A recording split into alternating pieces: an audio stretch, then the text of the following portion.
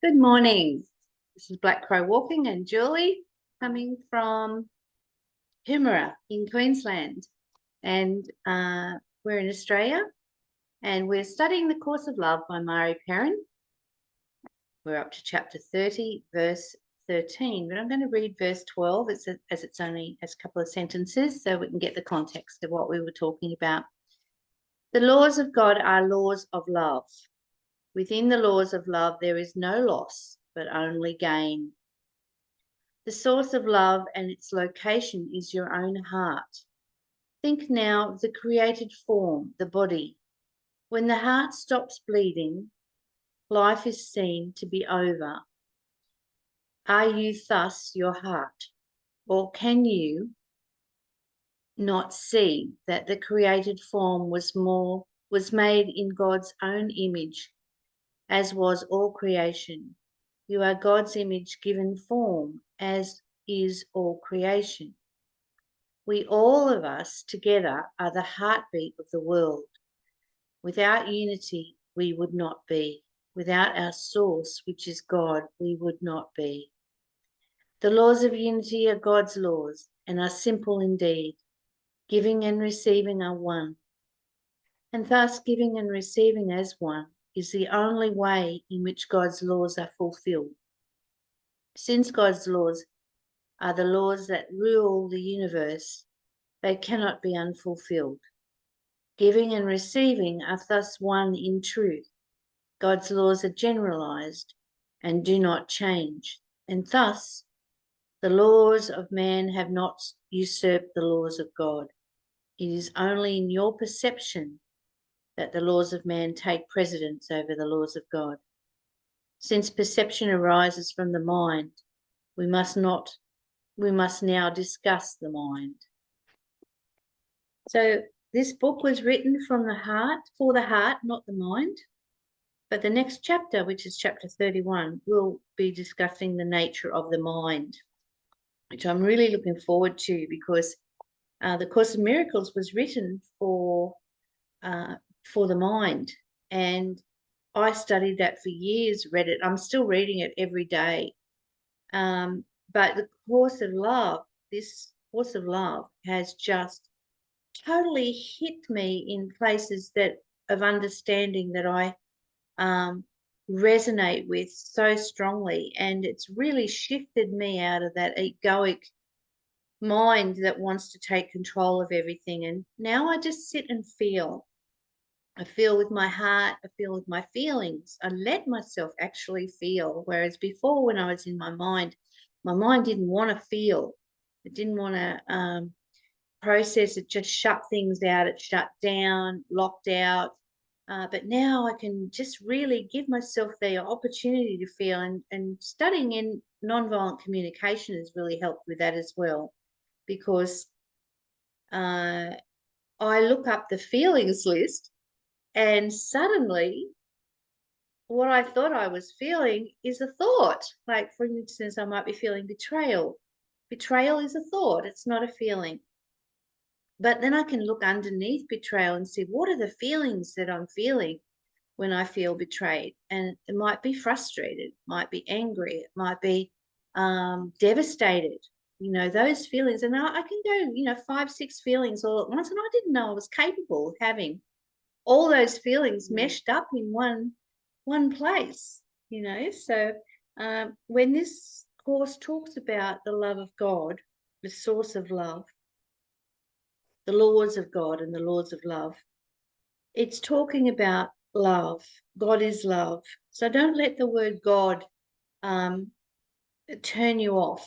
Just move into the sacred, the divine, the source of love, and then you'll be able to get this concept of coming from the heart. God can be an off-putting word for some people. It used to be for me, but now I've come to accept it as a term that means just the infinite love and wisdom and creativity of all of this. Of everything. Yeah. Yeah, it talks about the laws of God are the laws of love. within the laws of love, there is no loss but only gain. Yeah. Well, I can't remember who it was. I don't know if it was Saint Exupery or one of the masters who said, love and do what you will. So it, like, if you're loving in whatever it is you're doing, then you'll be in harmony with where you need to be. Mm. Love and do what you will. I mean, it's not likely to lead you into negative places if, like, yeah, love is the direction to take. And it is that, like, checking in with yourself constantly, I find. Mm. Am I in a place of love or fear? Is this thought creating stress or peace? Byron Katie was one of my favorite teachers. And I think she helped me with those questions. To always question and always ask, is this thought creating peace or stress? And if it's creating stress, it's based on egoic pain. Yeah. So interesting that you use the word questions, because my world opened up when I understood that questions were delicious. Questions were something that led me into amazing places. And my father taught me not to ask questions. I was kind of stamped down because he didn't know the answers, and he got frustrated and didn't want me to ask any questions. And I was this curious child that was always asking questions about the universe and life and all that sort of thing. And he felt very uncomfortable. Uh, so I had to change my whole way of being on the planet as a child and say, I'm like my dad, I'm the strong, silent type. I don't ask questions. I just let you tell me whatever you want to tell me. And that shut down your curiosity. And that worked for me though. That worked for me because I felt like I was minding my own business until someone wanted to share something with me. But then I had a partner who was constantly asking me questions. And I felt really bombarded, and I would shut down because I felt interrogated. Whereas in actual fact, the star sign of Sagittarius, Scorpio loves questions. And if I could have seen it just as a question rather than as an emotional digging, I would have been much better off. So it's interesting coming from a point of view that questions are delicious. They're fascinating. They're an opportunity. Yeah. And to question everything is to challenge the conditioning of our culture, of our upbringing, and realize that we aren't our egos, because they're just based on conditioning and experience that can be questioned. Yeah. And it says when your heart stops beating, life is seen to be over. And one of the things we talked about in this chapter is the finite being and the infinite being. And the difference being that the finite being can be born and die, which is our body.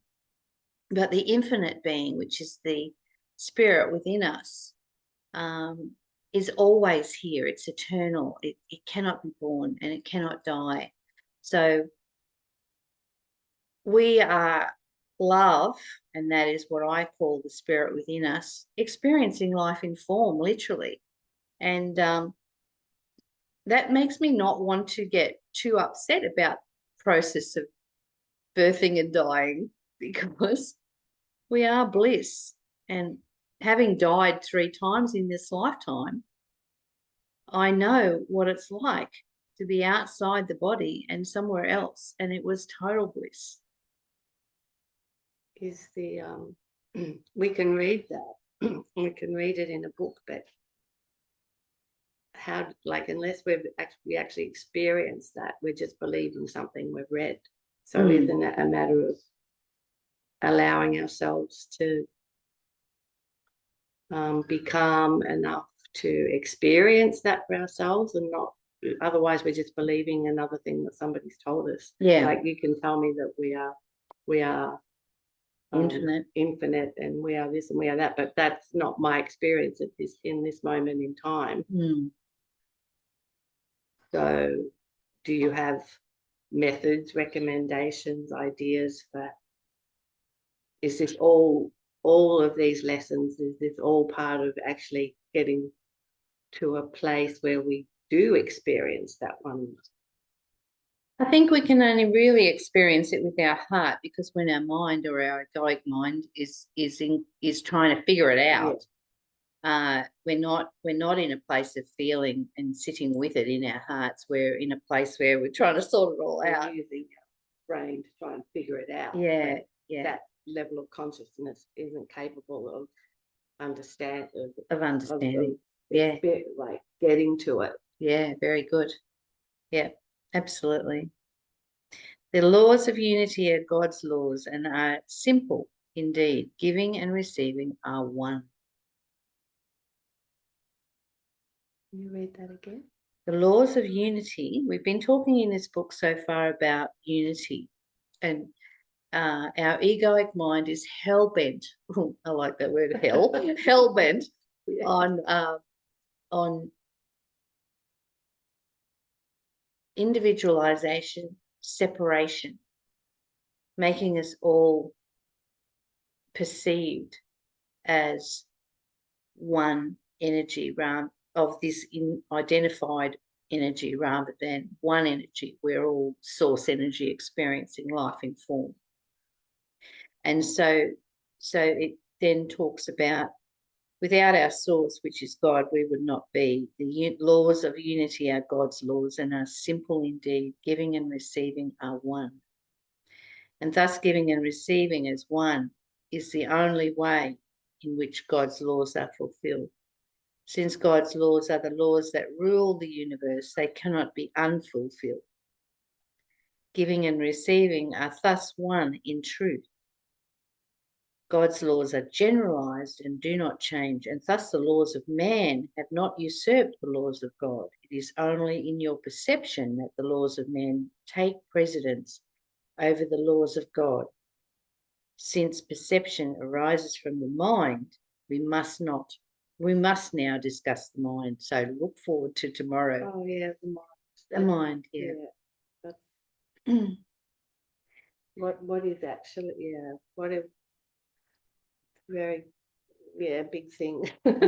Well, this book started off by saying that the joining was joining the heart and the mind together, which is yoga, like the mind, body, and heart. Yeah. And what I understand is, when we keep those two separate, the mind develops this egoic controlling thing. And whereas the heart wants you to feel and sit with it and be present with what is. The mind's always trying to figure it all out. And so for a long while now, I've been saying, I join my mind with the mind of love. I join my heart with the heart of love. I join my will with the will of love. Yeah. And when I can bring that together, I am joined in unity. But isn't that what most of the religious or philosophical traditions teach? Is like, Jesus, take the wheel. Like, you can apply. It's the same message in all of the traditions, the religious or spiritual traditions, isn't it? But are we listening? I know what it teaches, but am I practicing it? Do I have to practice? Like Krishnamurti says, you don't have to practice anything. You just need to go within.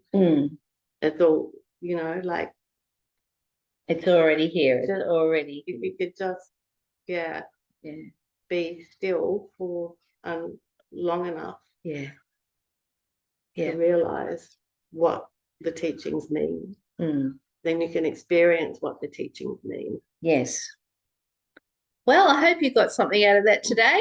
I enjoyed it, and I hope to see you tomorrow.